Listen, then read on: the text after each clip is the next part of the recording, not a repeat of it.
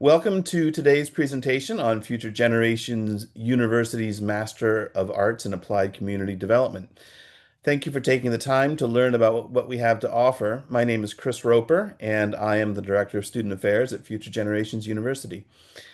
I'm going to give you a quick background to Future Generations, talk a little bit about the program and how to apply, and then we're lucky to have with us some alumni who have served in AmeriCorps and the Peace Corps to talk about their experiences at Future Generations.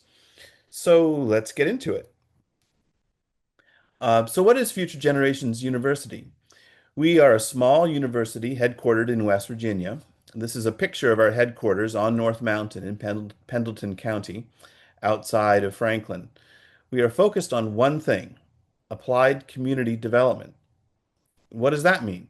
Well, we define community to be a group of people with a shared interest and the ability to act on that shared interest. Development refers to progress or making things better, and applied means doing it. So our students don't just learn how to make their communities better in a theoretical sense. They actually go out and make their communities better as a part of their master's program. And this is how it works. We have a blended learning model. Classes meet live online for 75 minutes each week. All coursework, which includes readings, videos, PowerPoint presentations, etc., is completed and graded online. And all lab work is done within your community. So you take what you're learning in class and you apply it directly to your community. Our students are already doing great things in the world when they come to us, and we help them learn how to do it more effectively. Here's a little background. Future Generations was founded in 1992 under a mandate from UNICEF. Jim Grant, the head of UNICEF at the time, wanted to find out how to create community-driven change that was both sustainable and scalable. He had seen that the amount of resources spent on a project or country didn't seem to matter. The number of experts who worked on a project didn't seem to matter. So he created a task force led by our former president, Daniel Taylor, and his father, renowned public health expert Carl Taylor, to find the answer. The team gathered evidence of successes and failures from around the world, synthesized what had worked, and came up with a method of grassroots community-led development that came to be known as seed scale. The keys were that impetus for change had to come from the community, and it had to come from a broad consensus within the community. Government officials, NGOs, and outside experts could play important roles, but the change had to come from within the community. And rather than setting about to fix problems, successful community development builds from success. What does the community already do well? Does it have a successful sports team? Does it have a specific craft that its members do particularly well? Does it celebrate a festival? The key is to pick something that most people in the community agree is a success and find ways that the community can work together to make that success even better and spread the benefits of that success more broadly throughout the community.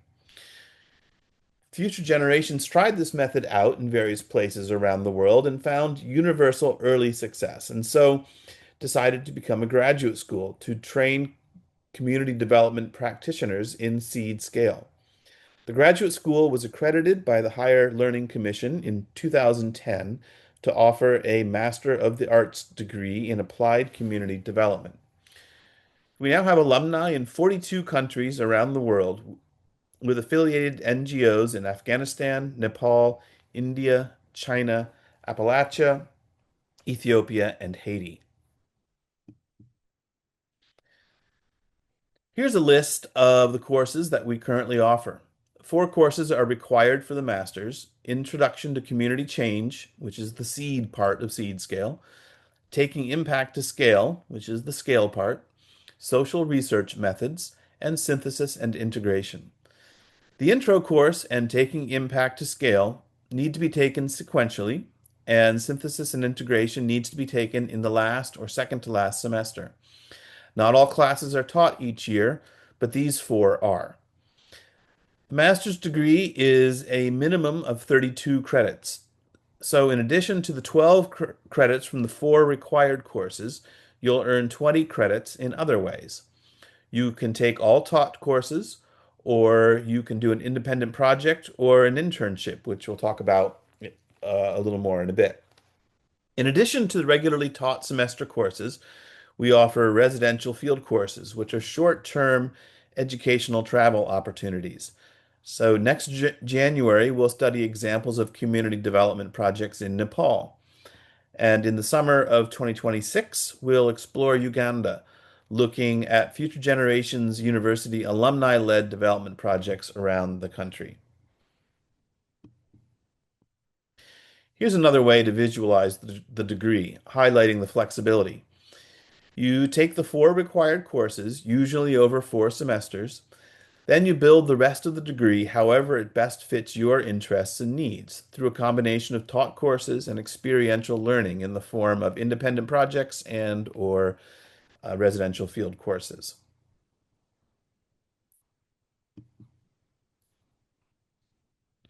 So what does the master's program look like? As I mentioned before, we use a blended learning model. Classes are held online, meeting in person once a week for 75 minutes. Coursework is also online. This consists of videos, readings, PowerPoint presentations, and quizzes.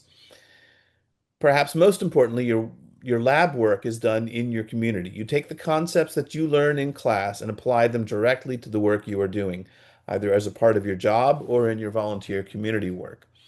That way, when you graduate, you'll have earned your master's degree and you'll have helped your community grow and improve in a meaningful way. The program is flexible to meet your needs. Some people have the time and energy to take 3 classes per semester. Others don't. Some people have a lot of experience in certain topics that we teach. They can earn credit for that experience. So if you already do a lot of communications work, or if you already do a lot of monitoring and evaluation in your current job, you can apply for prior learning assessment and get credit for that experience. It will help you with internships. If you want to get credit for work that you're currently doing in your job, we will work with you to set up an internship, even if it is within your current place of employment. You can also get credit for independent research or independent study. Once you've learned the basics of seed scale, we will work with you to tailor the degree to your needs. So what can you do with this degree? Here are some of the fields that our graduates have gone into. Our alumni are doing work in food security, women's empowerment, environmental sustainability, indigenous peoples' rights, poverty alleviation, child welfare, education, and much more. Basically, any job that looks to affect change and help people help themselves to a better future. Now, we have a couple of partnerships that to benefit volunteers from the National Service Corps. For returned Peace Corps volunteers, we offer a Coverdell Fellowship, which awards you a 25% scholarship. You can check out our website at www.future.edu/Coverdell for more details. And we are also a School of National Service. So for AmeriCorps members, we also give a 25% scholarship. And then your Siegel Education Award from 2 years of service covers most of the rest of your tuition. Again, check out our website for more details. All right, we are lucky to have a panel of Future Generations alumni with us today. Each of our panelists served in AmeriCorps, the Peace Corps, or both. Alexis started her master's degree while she was an AmeriCorps member in Knoxville, Tennessee, doing stormwater education, mapping, and infrastructure improvement projects. And then after a few years away from the master's program, she returned and finished up her degree while working at the Arizona Department of Transportation as a program administrator for environmental programs in central Arizona. Robert served as an AmeriCorps Vista member from 2018 to 2019, then as a Vista leader from 2019 until 2021. He served in Charleston, West Virginia, in partnership with Step by Step West Virginia and the West Virginia Council of Churches in a project that focused on providing relief related to the opioid epidemic. As he was finishing up his AmeriCorps service, he started at Future Generations University, graduating in 2024. Shortly after graduating, he joined the Peace Corps and is now serving in the Republic of Georgia, working with the Institute for Change and Innovation on English language education, soft skills training, and grant writing to benefit projects related to civil society enhancement, as well as the agricultural and vocational training fields. And finally, we have Valerie. Valerie started at Future Generations a few years after returning from her second stint in Africa as a Peace Corps volunteer. After a year in the master's program, she returned to Africa with the Peace Corps response, where she finished up her degree. Now back home in Pittsburgh, she's working as a specialist in child nutrition for the Greater Pittsburgh Community Food Bank, coordinating school, pantry, and weekend backpack feeding programs, serving over 20,000 children in 11 counties in southwestern Pennsylvania. So, Alexis, Robert, and Valerie, welcome and thank you so much for joining us. I have some questions up on the screen that I'd like you all to talk about. You all have a service ethos, but you took pretty different paths once you got here. Alexis took a class during her service year and then took a few years off, got a job in Arizona, and then decided to come back. Robert was finishing up after several years of service, went through the program, went on 3 residential field courses, and then went right back into the service corps. Val started the program while at home in Pittsburgh, then packed up for another bit with the Peace Corps response in Kenya, where she finished her degree embedded in a completely different community from where she started the program. So the point of this panel is to highlight your varied experiences. So let's go. Um, First question is, how did you find out about Future Generations University and why did you choose to earn your master's degree here? I can start off if you guys like, just to break the Sure. ice a little bit. So I found out about Future Generations University while I was serving as an AmeriCorps Vista in West Virginia. And Volunteer West Virginia, which is the state's organization for national service, they really promoted Future Generations University really well, actually. Anytime they tabled events, they had pamphlets and such promoting the organization. And so it was towards the end of my service that I was looking for what I was going to do after AmeriCorps Vista. And I had learned about this generation again from my peers at Volunteer West Virginia. And it looked like an awesome program and it looked directly relatable to what I was doing in the recent past. And yeah, I saw this at the convention center in Charleston and learned more about it. And here I am, or here I was. And yeah, that's how I found out about the organization and the master's program. All right, great. Thank you. I found Future Generations on the Peace Corps website through the Coverdell listings. When I decided I wanted to go for a master's, I knew I was eligible for Coverdell Fellowship, so I looked through those schools first and researched a couple. And I found someone on a Peace Corps Facebook page that had attended FGU, and so I connected and called her up and learned more about it. And I really liked the international aspects and really like the uniqueness of the university. So that's why I chose it. Okay, great. Thank you. Alexis? Yeah, during my service year in Knoxville, we had a group of about 30 of us doing AmeriCorps, and I think we got a presentation about the school and Future Generations University and how it really complemented our service. And I'm always kind of looking for those kind of opportunities. It seemed like a good time to do it, so it was a great way to get an introduction during my service year, and I implemented stuff right with my AmeriCorps team, and I had a team of like 5 that we all worked on stuff together. So it was a really good way to make sure our service year was productive.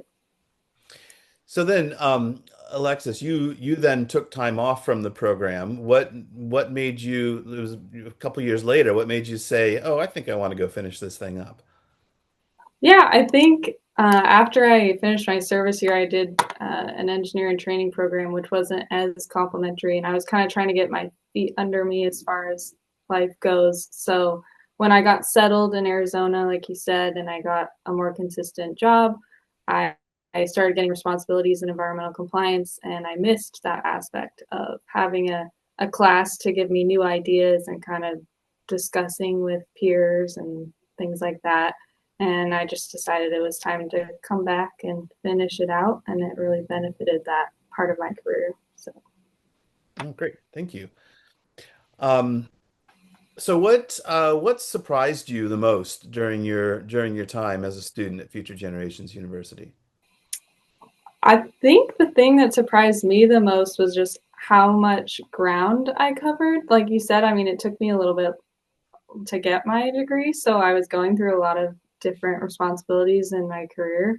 So I started off with more of a traditional like stormwater compliance that working in that, and then I got into more leadership roles, and just all my classes kind of complemented but also like challenged me in different ways, like looking at international ecotourism and just context that I hadn't thought about but applied directly to what I was doing. And then by the time I was done, I was doing something completely different in my career but still using the same principles from my education. So that was really interesting.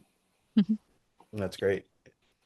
I never expected to have so much fun and joy in a master's program. Like, you think of going back to school as like daunting and a lot of work, but just being able to interact with classmates all over the world and the really enthusiastic professors, like I just had the best time throughout my time with FGU and going on the residentials, you're learning so much, but you're also having just these wonderful once in a lifetime experiences. Let me add this because I failed to mention this in the first question is so what surprised me first off before I even became a student with FGU is the fact that how easily it was very affordable for me considering taking into consideration my AmeriCorps Education Award and Future Generations support of National Service alumni. And if it wasn't for my national service and future generations' accommodation towards alumni, I would have got my degree. So I'm very appreciative of that. But in relation to what Val had said, I loved how friendly and open and approachable staff, faculty are. Very, very open, open to questions, open to conversation. Never at one point did I feel like intimidated by staff or anything. Again, like very friendly, very accommodating, and just like Val said too, staff and the curriculum made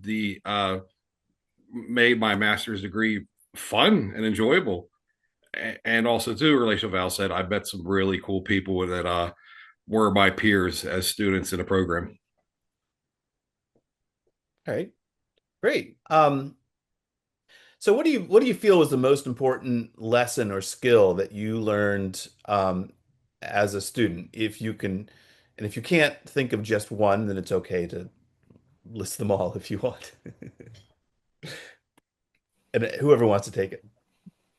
I can jump in on that because I think my most important skill was probably inspiring behavior changes and all the plans and discussions from peers like Valerie and Rob said. It's very like you're always coming up with new ideas. So I think it was really easy for me to think of things in different ways and that the plans and uh, like taking something and actually seeing it through as far as the changes I wanted to make with those leadership plans and various things that we developed in class.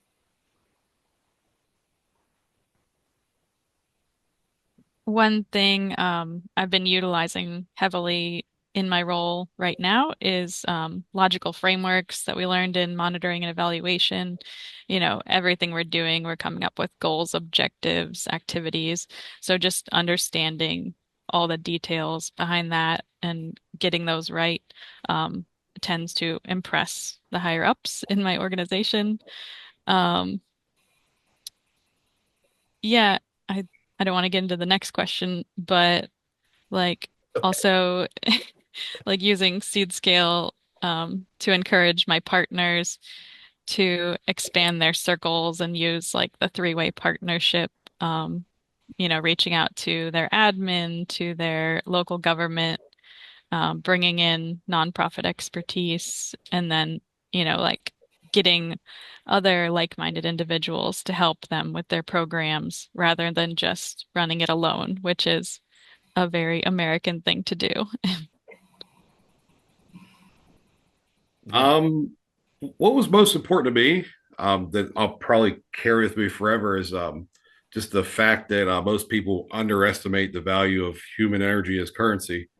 Traditionally in the past, you saw uh, nonprofit organizations just oftentimes just drop a bunch of money somewhere, and thinking that money is the cure all for everything, and thinking it's going to solve everybody's problems.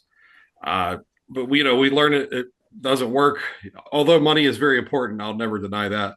But the fact that more often than not, people don't have access to funds, and instead of them not having access to funds, they can find other things to do to improve their community.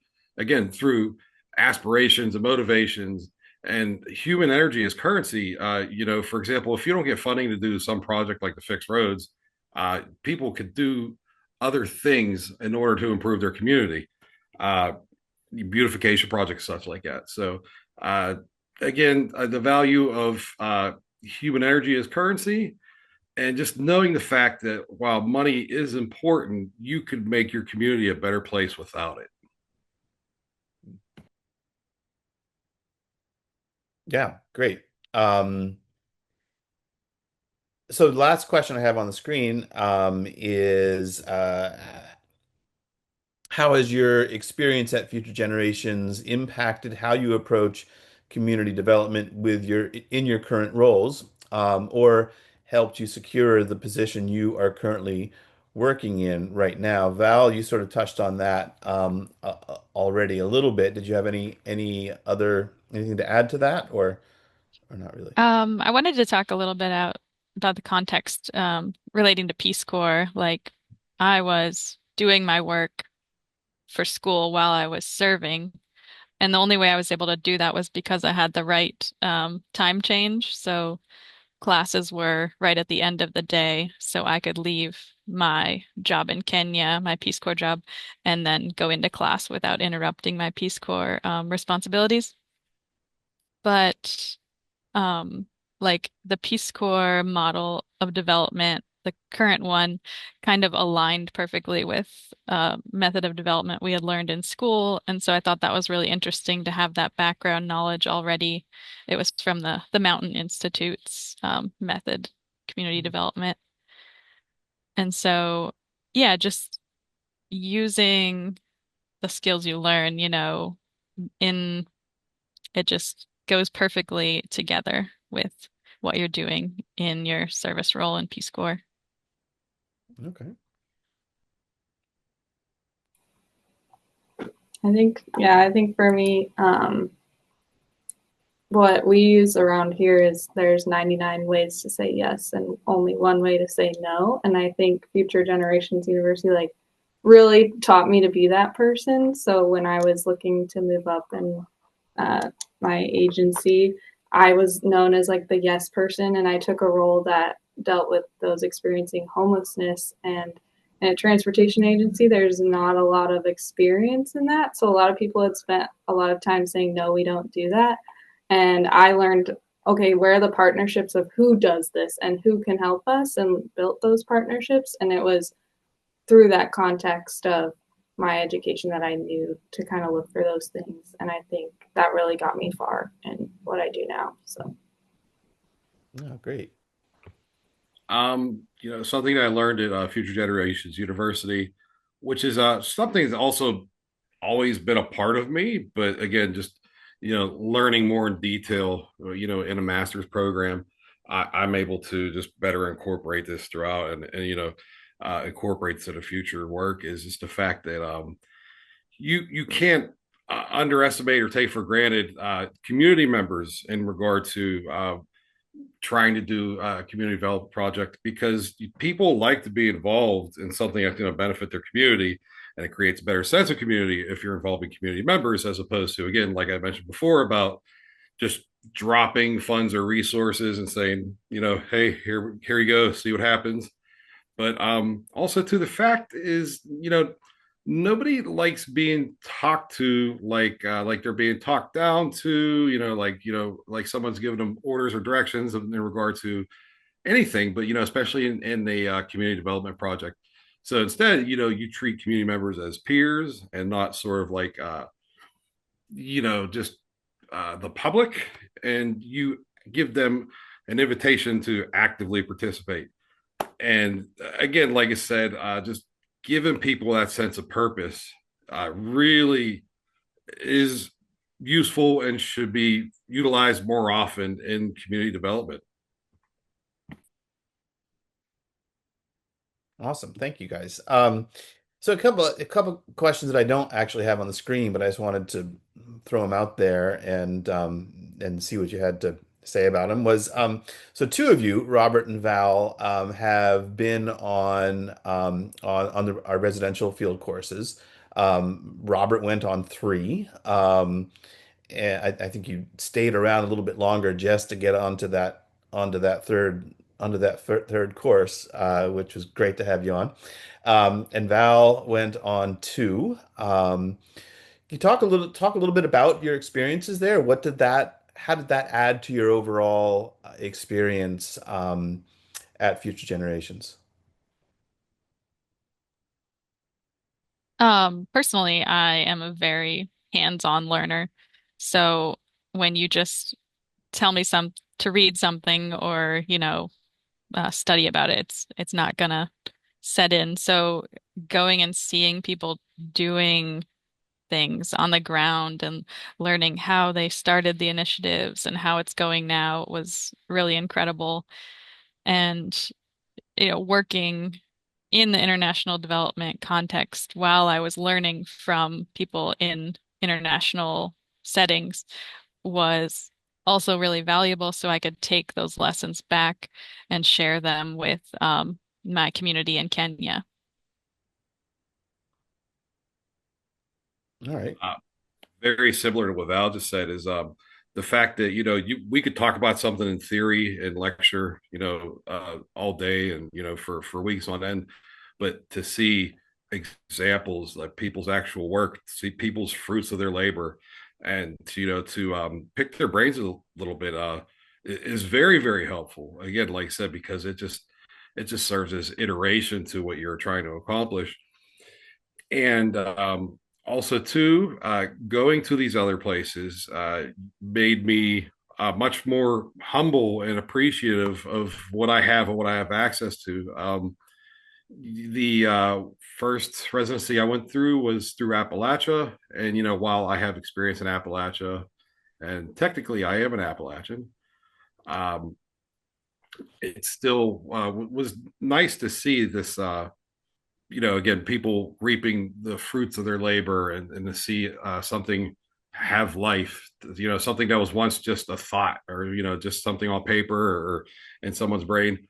The two international residencies I went to in India and Vietnam respectively, again, like I said, it made me see um, real poverty, and it made me again much more appreciative and humble to see that there's people out there dealing with so much less than many of us what people do in the West. And um yet these people still have hope, and it's the fight, despite the fact that they have even more limited resources, they're still able to make something click. And again, so just my trips overseas and to international residencies, it made me just much more humble and open-minded and appreciative. Great. That's what we love to hear. That's why we have the field courses, residential field courses. Um Alexis and Val, you both did independent projects while you were here. I think Val, you did an internship, and Alexis, I think you did. Uh, Maybe was it also an internship or a project of that related to your work? How did that sort of play in with your with the rest of your work with the rest of your master's degree work, and how did you use what you had learned in the program in those projects? Um, I think for me, it was I got to the end of the geospatial course and I had more I wanted to do with it. And so Naomi at the time asked me, "Oh, do you want to do an independent study?" So I got another semester to work on those projects and really build something that was a completed product. It was all about environmental compliance and a website that kind of helped our operations staff understand, all these regulations and why they existed and what we do with them. And then, so that was really valuable. I think, when you're in a constrained time of a class, you don't always have um, everything you want in one place. So just having a little extra time really helped me understand what I was working on and felt like I really got a good product out of it. So. Okay, great.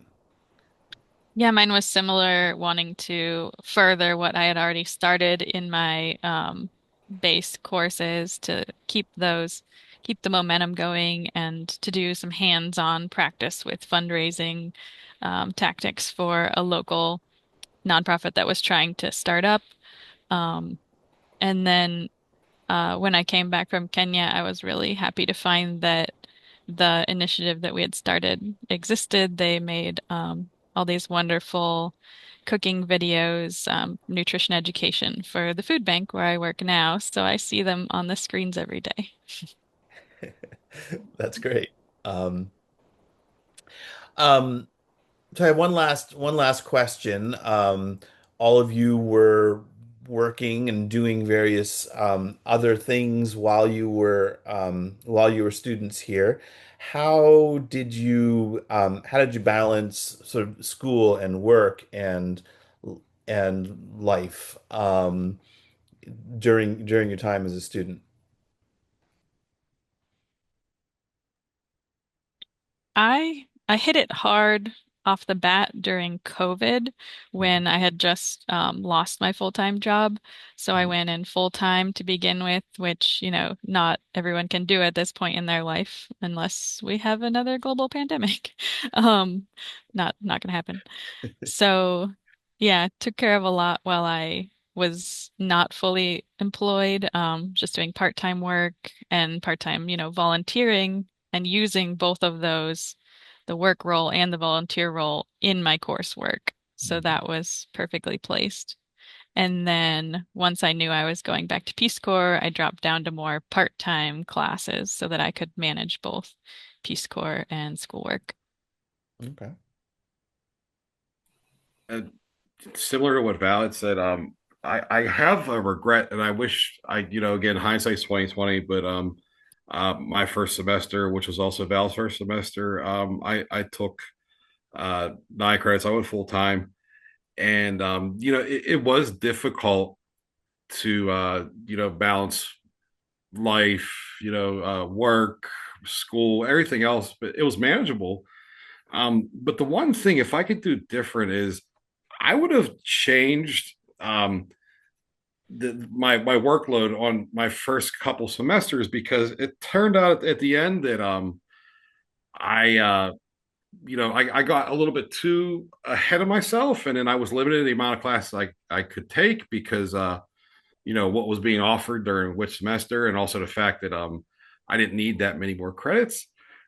So just advice for anybody. Again, with taking in respect to you have certain mandatory classes that you have to take, but the others that you don't, I'd consider maybe taking 6 credits a semester instead of 9, because it ended up working out for me that I got too ahead of myself, and towards the end, I only had one class, and I realized that I could have learned so much more had I took a more even keeled approach to the curriculum. So I do regret that. I'm happy I made it though, and that's something good to say. But if I could advise anybody, it's don't feel like you have to just rush headfirst in this and knock classes out because you don't.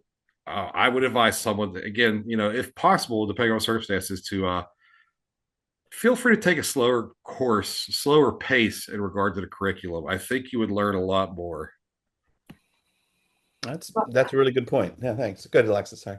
Yeah, I really appreciate you saying that because I was a snail's pace. I took like one course a semester and two only when I was doing the independent study because just working full time throughout.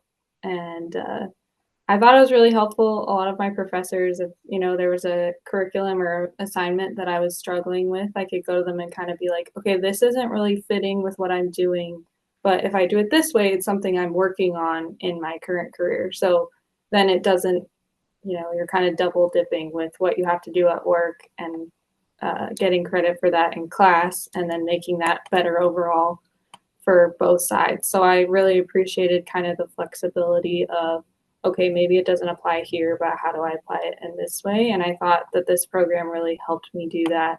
And yeah, just the pace of it, I think I got so much out of it because I could kind of say, okay, I need a break and then come back. And I don't think that's easy to find. Everyone's always, yeah, rush, rush, rush, get it as fast as you can, which so I was really happy that I was able to kind of take it at my own pace and get the most out of each class. If I could do it all over again, my first couple of semesters, I would have took 6 credits each semester instead of 9, just because, while it's manageable, I felt like it took away from my overall learning experience. So I would encourage anybody that's interested in this program is don't feel like you have to knock this out. You don't, and I think in the end, if you take your time, it'll make you a better person, a better student, better professional.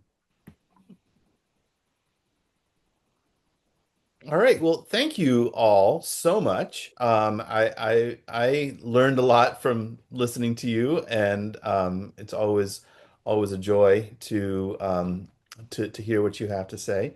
Um, so thank you very much. And okay, finally, so how do you apply? We have a pretty simple application program process. You go to the admissions link at future.edu, and that will take you to our application. In addition to basic demographic information, we ask for a current CV or resume, a personal statement that tells us who you are and why you want this degree, transcripts from college and any other degrees you have, and a letter of recommendation from someone who knows your work. If you don't have a bachelor's degree or simply don't want to go through the admissions process, we are experimenting with a new alternative admissions process, specifically for non-traditional students. You can simply enroll in classes. Take a class or two and see how you like it. If you're intrigued, take some more. If you take 4 courses, 4 credit, and earn a B or better in each, you are automatically qualified for admission into the master's program. That's it. By taking 4 courses and doing well, you will have demonstrated that you are capable of doing graduate level work, and you can ask to join the master's program. So we make it very easy to start. You will still be held to the same standards as everyone else, and this is not an easy degree. But you'll also find that across the whole institution, we will work with you to ensure that you're making the most of your time with us and that you'll come out on the other end with the skills you need to lead your community. Tuition before your service corps scholarship is $800 per credit. Times 32 credits is $25,600. With your scholarship, the total cost of the degree is $19,200. There are no other fees, no books, materials, supplies, and you pay as you go based on how many credits you take. If you choose to go on one of our residential field courses, you'll pay tuition and the cost of getting there. All other in-country program costs beyond tuition are covered.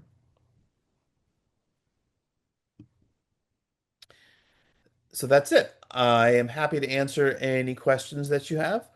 Please email me at chris.roper@future.edu, or if you'd like to chat, you can schedule a call with me at the address listed here.